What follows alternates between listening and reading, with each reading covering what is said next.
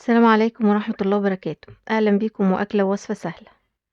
هنعمل مع بعض النهاردة الكبدة بأفضل طريقة. جربوها بالطريقة دي إن شاء الله هتعجبكم وهتعتمدوها على طول. دي كبد فراخ، أنا بحب أشيلها على بعضها، ما بحبش أسويها مع الفراخ. دي بالنسبة لي من أحلى الأكلات اللي ممكن أعملها بمزاج، حتى لو شفتها في أي مكان طازة وفريش ما بترددش دقيقة واحدة إن أشتريها، لأن دي من الأكلات المفضلة إلى قلبي، مع إن ولادي كلهم مش بيحبوها، بس مش مشكلة، المهم إن أنا بحبها. يلا بينا نسمي الله ونبدأ على طول ونشوف هنعملها ازاي. معايا حوالي كيلو من الكبد، زي ما انتوا شايفين كده انا غسلها كويس ومنضفاها من قطع الدم اللي بتبقى مجمدة في الشرايين اللي فيها، منضفاها كويس قوي. واول ما بنضفها بقوم جايبة شوية مية عصر عليهم ليمونة، واقوم حاطة فيها الكبدة مجرد ما بيكملش معايا دقيقة واحدة، واقوم قلبها في مصفى وسايباها تتصفى كويس قوي. كبد الفراخ من الحاجات اللي لازم نغسلها ونشطفها بسرعة، ما نقولش ننقعها في مية علشان نطلع منها الزفارة. زفارة الكبدة بالذات ما بتروحش بكتر النقع، زفارة الكبدة بتروح بطريقة الطهي الصح، مهما نقعتيها بتفضل زفرة برضه. كل اللي بيحصل انها بتشرب مية كتير وبتقل في قيمتها الغذائية، سواء كبد الفراخ او الكبدة البلدي، دول بيتشطفوا بسرعة. بعد كده بنقطعها وبنعصر عليها ليمونة، برش عليها شوية فلفل اسود، وهنحط فص توم مفروم، بس مش اكتر من كده. خلاص كده انا خلصت. في طاسة على النار وهنحط فيها شوية زيت حلوين.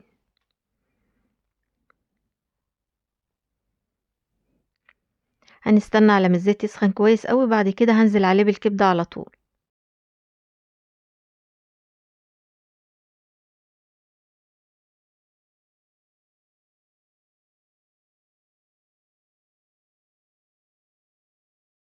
بعد كده هحط لها رشة تاني من الفلفل الاسود.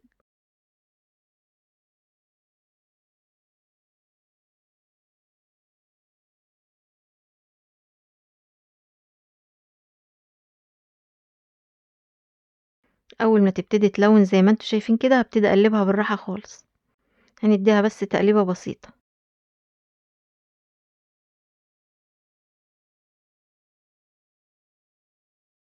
بعد كده هحط عليها حوالي معلقة صغيرة من الثوم المفروم.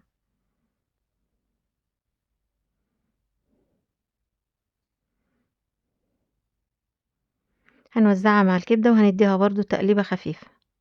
هنحط الثوم والفلفل الاسود على الكبدة زي ما انتوا شايفين كده، قبل ما تاخد لون كلها، عشان مش عايزين نسيبها كتير على النار علشان ما تنشفش. التوم والفلفل الاسود مش بس بيدوها طعم وريحة حلوة، كمان بيضيعوا منها اي زفارة. انا مش هحط عليها ليمون علشان كنت حاطه عليها ليمون كتير وهي بتتصفى. انا هبدل هنا الطاسات عشان الطاسة ديت صغيرة، مش هتاخد بقية الحاجة اللي هحطها عليها. الطاسة دي كبيرة شوية هتخليني اخد حريتي اكتر في التقليب. خلاص كده قلبتها، وبسرعة هنزل عليها بالبصل على طول.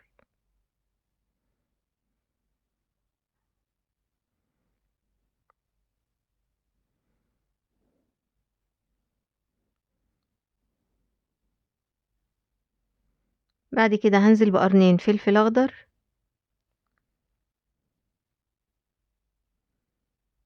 وقرنين فلفل احمر،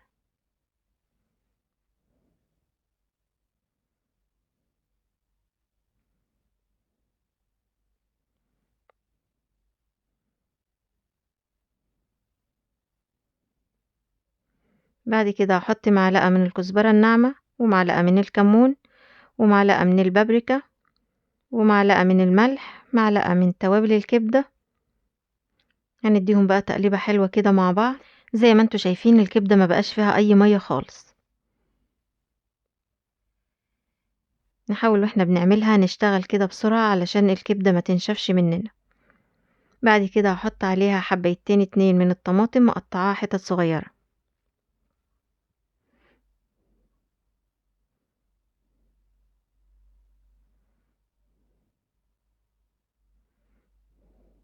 هنقلبهم مع بعض كويس لحد ما نلاقي الكبدة استوت تماما. خلاص كده الخضار كله دبل زي ما انتوا شايفين وما تهراش، كمان الكبدة كانت كملت السوا بتاعها.